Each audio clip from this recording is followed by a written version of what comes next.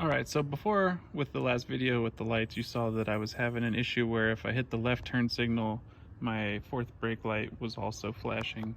And somebody in the comments had mentioned that if you made sure that the tail is turned was the last thing in line, that it would work. I'm trying to hold this and my phone at the same time.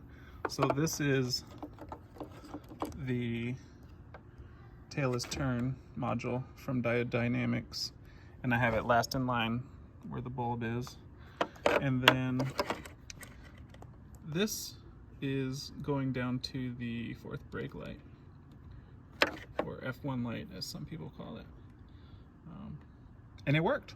So thanks to his comment, now I don't have my fourth brake light flashing with my left turn signal. Okay, give me a left turn signal. Now give me a right turn signal. Now give me no turn signal. What? In the middle. Nope. In the middle.